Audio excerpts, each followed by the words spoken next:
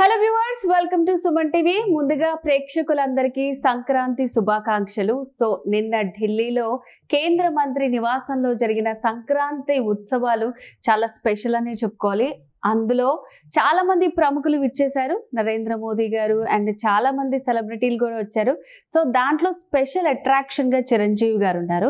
So అసలు రాజకీయాల్లోకి రాను అని చెప్పినటువంటి చిరంజీవి గారు సో పవన్ కళ్యాణ్ గారితో ప్రారంభోత్సవ కార్యక్రమాలకు వెళ్ళారు. అక్కడ కూడా నరేంద్ర మోదీ గారు వాళ్ళిద్దరూ కలిసి మాట్లాడుకోవటం చాలా మంది అభిమానులందరూ చూస్తూనే ఉన్నారు. సో నిన్న స్పెషల్ ఏంటంటే ఆ చేయి పట్టుకొని లేపడం, ఆ విజువల్స్ అన్ని కూడా చాలా హైలైట్ అవుతున్నాయి అనమాట. సో ఇట్లా నాలాగే రకరకాల డౌట్స్ ఉన్నాయి అభిమానుల్లో, ప్రేక్షకుల్లో, అందరిలో కూడా. సో మరి ఇలాంటి డౌట్స్ అన్ని క్లారిఫై చేయడానికి మెయిన్ గా ఏంటంటే బీజేపీ చూపు చిరంజీవి వైపు ఉందా అనే ప్రశ్న అయితే తలెత్తుతోంది. సో మరి వీటన్నిటి గురించి క్లారిఫై చేయడానికి మనతో పాటు సినీ రాజకీయ విశ్లేషకులు చంద్ర శ్రీనివాస్ గారు ఉన్నారు. వారితో మాట్లాడదాం. నమస్తే అండి. సో నాకు ఇప్పుడు వచ్చిన డౌట్స్ అన్ని నిజమే అంటారా మరి? అంటే మీరు అన్నట్టుగా నేను రాజకీయాలకు వెళ్ళను అనే పరిస్థితి నుంచి రాజకీయాలు మాత్రం ఆయన వదిలిపెట్టే పరిస్థితి ఏం కనపట్ల. అంతేగా ఢిల్లీ గడ్డ మీద నిన్న కిషన్ రెడ్డి నివాసంలో మీరు చెప్పినట్టుగా సంక్రాంతి వేడుకలు ఒకప్పుడు వెంకయ్యనాయుడు గారి ఇంట్లో అట్లా చేసేవాడు.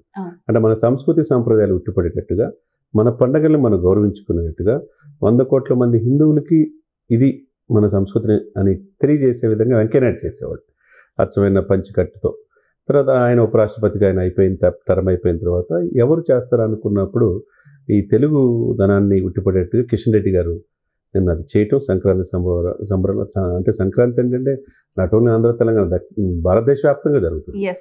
దాంట్లో మోదీ గారిని చీఫ్ గెస్ట్గా పిలవటం, మీరన్నట్టు ఎంతోమంది నాగేశ్వర రెడ్డి గారు కావచ్చు, చాలా ప్రముఖ డాక్టర్సు, ప్రముఖ క్రీడాకారులు పివి సింధు, అటువంటి వ్యక్తులు చాలామంది వచ్చారు. కానీ ఎవరు వచ్చినా కానీ సెంటర్ ఆఫ్ అట్రాక్షన్ మీరు చెప్పినట్టు మెగాస్టారే. ఎందుకంటే ఆయన 4.5 దశాబ్దాల్లో ఇండస్ట్రీలో ఆయన సాధించలేనిది లేదు. ఆయన కొడుక్క, తన తండ్రిని మించిన కొడుక్క రామచంద్ర కనబడుతున్నాడు. తన తమ్ముడేమో రాజకీయాల్లో 100% స్ట్రైక్ రేట్తో పక్క రాష్ట్రంలో ఆంధ్రప్రదేశ్లో దూసుకెళ్ళిపోతున్నాడు. దేశ రాజకీయాల్లో తను అంటూ అంటే తన ఇంటి మనం చూసుకుంటే 2024 చూసుకుంటే అంతా మెగా ఇంట అవార్డులు పంట అన్నట్టుగా ఆస్కార్ రేంజ్కి రామచంద్ర ఎదగటం కావచ్చు, పవన్ కళ్యాణ్ గారు సక్సెస్ అవ్వటం కావచ్చు, నాగబాబు గారు మళ్ళీ మంత్రి పదవి కూడా ఆయనకు వరిస్తుంది. ఇకపోతే చిరంజీవి గారికి అక్కినేని అవార్డు కావచ్చు, ఆయన అవార్డుల కోసం ఎప్పుడు వెళ్ళాల. తన నటన ద్వారా తను ఏ పాత్ర చేసినా ఒదిగిపోయాడు కాబట్టి ఈ రోజున దేశం మొత్తం అతను చూస్తుంది. మీరు చెప్పినట్టు నిన్న సంక్రాంతి ఒక తెలుగు వాళ్ళగా మీరైనా నేనైనా ఎవరైనా చాలా గర్వపడాల్సిన క్షణం. ఎందుకంటే ఒకప్పుడు దక్షిణ భారతదేశం అంటే చిన్న చూపు ఉండేది ఢిల్లీలో, కానీ అంత సముచితమైన ప్రాధాన్యత. ఆయన ఇప్పుడు రాజకీయాలు లేడు, మీరు అన్నట్టు ఓన్లీ సినిమాలు తప్పితే రాజకీయాలు ఏదున్నా మా తమ్ముడు చూసుకుంటాడు అన్నాడు. మరి రాజకీయాలు ఆయన వదిలిపెట్టేటట్లు బీజేపీ చూపు నిజంగానే చిరంజీవి వైపు ఉంటుంది. ఎందుకంటే నాన్ కాంట్రవర్షియల్ అభ్యర్థి ఆయన, ఆ క్యాండిడేటు. తర్వాత దేశంలోని అత్యున్నతమైన ద్వితీయ శ్రేణి అవార్డు పద్మవిభూషణ్ పొందాడు. ఆయన చూడని అవార్డులు లేవు, రివార్డులు లేవు. కాబట్టి ఆ వ్యక్తి విశేష ప్రజాదరణ బీజేపీ కలిసి వచ్చే అవకాశం ఉంటుంది డెఫినెట్గా. కాబట్టి మోదీ గారు కూడా ఆ పార్టీలకు అతీతంగా అందరినీ ఆహ్వానిస్తారు. ఈసారి గెస్ట్ మాత్రం చిరంజీవి గారే మీరు చెప్పినట్టుగా ప్రత్యేక ఆకర్షణగా నిలిచాడు అనేది మనం చెప్పుకోవాలి. ఓకే. సో అంటే ఇప్పుడు రాజకీయాల గురించి చెప్పాలి, మాట్లాడాలి అంటే మరి చిరంజీవి గారికి ఫ్యూచర్లో ఆయనకి ఇలాంటి పదవులు వస్తాయి, గవర్నర్ పదవి వస్తుంది, ఇట్లా లైక్ ఊహాగానాలు ఉన్నాయి. అవి నిజంగా ఊహాగానాలైనా నిజంగా వెళ్ళే అవకాశాలు ఉన్నాయంటారా? ఏమంటే అతనికంటే అర్హత ఉన్న వ్యక్తి మనకు తెలిసి ఎవరు లేరు. అంటే విమర్శించిన వాళ్ళు కూడా ఆయన శత్రువులు కూడా ప్రేమించే తత్వం, అజాత శత్రువు. ఇండస్ట్రీలో ఎవరు అవుననుకున్నా కాదనుకున్నా అతనే మా దిక్కు అని చెప్పి చూస్తున్నాం. అదేవిధంగా కరోనా టైంలో 6 మాసాలు ముఖ్యంగా నిత్యావసర వస్తువులు ఫ్రీగా ఇచ్చి కొన్ని కోట్లు ఖర్చు పెట్టిన వ్యక్తి. ఒకవైపు మీకు తెలియదు కాదు, బ్లడ్ బ్యాంకు రక్తదానం ద్వారా లక్షలాది మంది ప్రజలు కాపాడుతున్నాడు. అభిమానులకు కూడా అభిమానులు అంటే ఏదో ఫ్లెక్సీలు కడతాం, గులాం జల్లుకోవటం, ఏదో థియేటర్లకు అడావుడి చేయటమే కాకుండా వాళ్ళ వైపు సేవా దృక్పథ వైపు తీసుకెళ్ళగలిగాడు. అతను చూసి చాలామంది ఇండస్ట్రీస్లో 1000 కోట్లు సంపాదించిన వాళ్ళు ఉన్నారు, జడ్జీలు అయిన వాళ్ళు ఉన్నారు, పోలీస్ డిపార్ట్మెంట్ పిల్లలు. ఒక స్వయం కృషి, ఒక విజేత కథలను అనుగుణంగా అన్ని రంగాల్లో ఆయన అభిమానులు ఉన్నారు. మరి అటువంటి గొప్ప వ్యక్తి ఈరోజు అత్యున్నతమైన స్థానం. మీరు అన్నట్టు గవర్నర్ అనేది ఆయన చిన్నది. ఇకపోతే రాజ్యసభ నుంచి ఆయన్ని రాజ్యసభకు తీసుకున్న తర్వాత సెంట్రల్ మినిస్టర్ అంటారు. సెంట్రల్ మినిస్టర్ ఆయన చూడదు కాదు. గతంలో కాంగ్రెస్ ప్రభుత్వం సెంట్రల్ మినిస్టర్ చూశారు. ఇకపోతే ఆయన చూడాల్సింది ఏంటి? అది రాష్ట్రపతి ఉపరాష్ట్రపతి అనేది తప్పితే ఇంకా అంతకంటే ఇదేం లేదనమాట.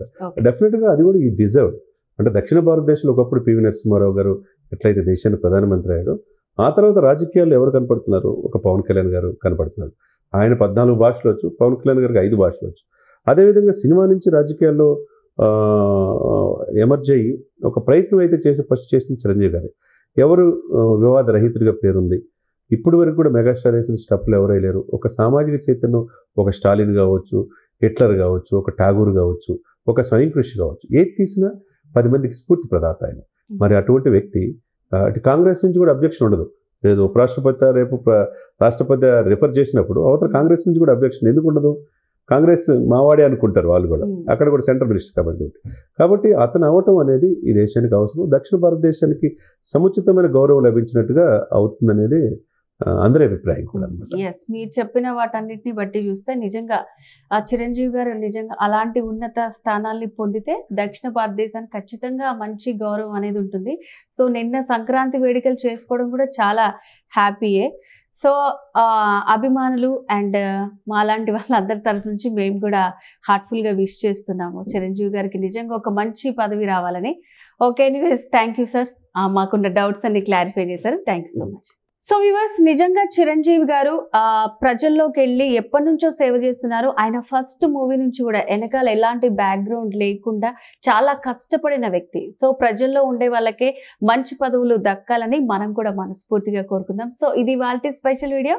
మరో వీడియోతో మళ్ళీ కలుద్దాం. నమస్తే. సుమన్ టీవీలో మీ పర్సనల్ అండ్ బిజినెస్ ప్రమోషన్స్ కోసం కింది నెంబర్కి కాంటాక్ట్ చేయండి.